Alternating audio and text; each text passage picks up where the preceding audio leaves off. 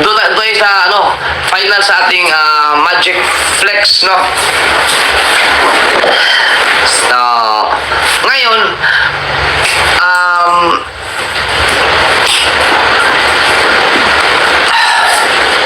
ang ating Magic Flex ay mag-start na kayo ngayong January 1 ng 12 PM, no? So kung ang umpisa ng pasahan ng revenue is January 3, so huwag kayong mag-upload. Kung gusto niyo na pumasok sa 3, dapat upload niyo ay 12 PM. Okay? Sa Magic Flex. So yung mga nagtatanong kung sino-sino ang mga nag-confirm sa Magic Flex. So sino-sino ba yung mga Magic Flex natin? Si Jan Igor. Jan Riot. Sino pa? Si Jokes. Kuya Noli. Si Ganuto. Kabugoy. Kabungot. Rigundox. Tama? So ito, babasahin ko. Baka may makaligtaan ako. Si Jan Igor, si Jan Riot, si Jokes, Kuya Noli, Kanuto, Kabugoy, Kabungot, Rigundox, at Tradstar.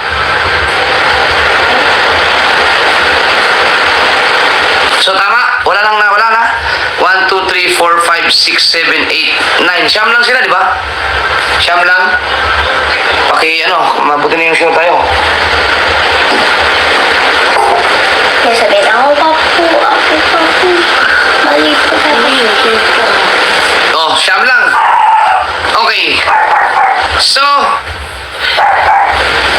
lahat po sila mga kasuber ay nag-confirm, no?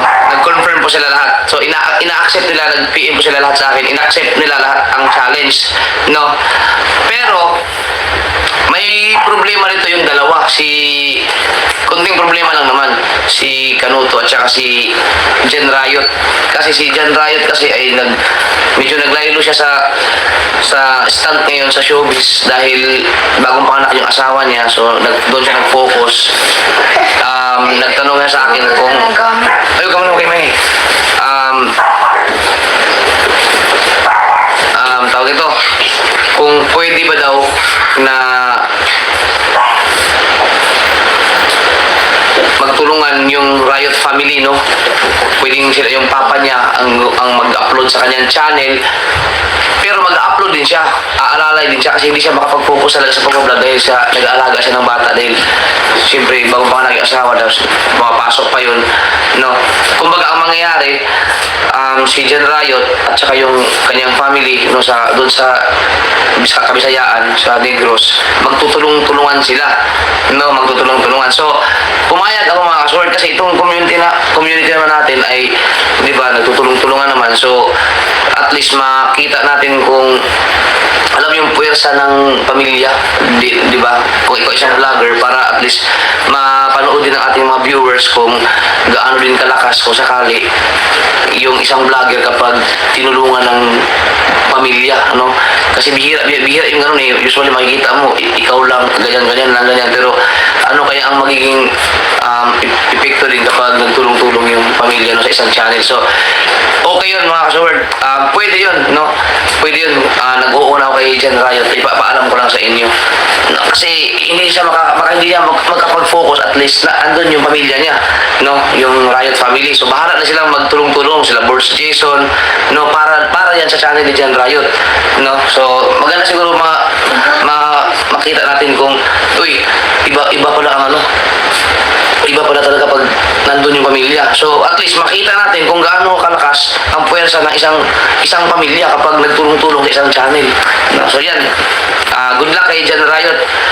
Ngayon naman, yung kay Kanuto, si Kanuto kasi alam niyo may iniindang sakit si Kanuto ngayon. So,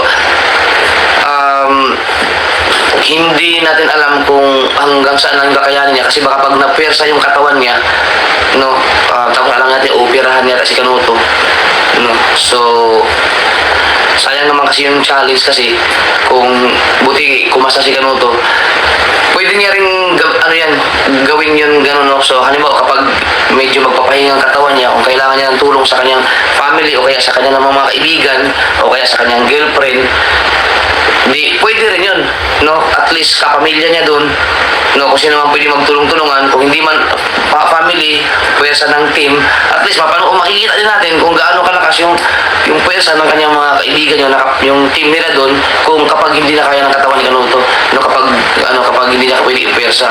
At least, makikita natin mga community na, uy, yun naman pala iba talaga pag nagtutulungan talaga. No? So para at least makakita din ng ating mga viewers or natin, ma-realize natin na ang channel pala kahit na kung hindi mo na talaga kaya, meron pa pala ibang paraan, pwede pa na magtulong-tulong yung mga kaibigan o yung family, ganun.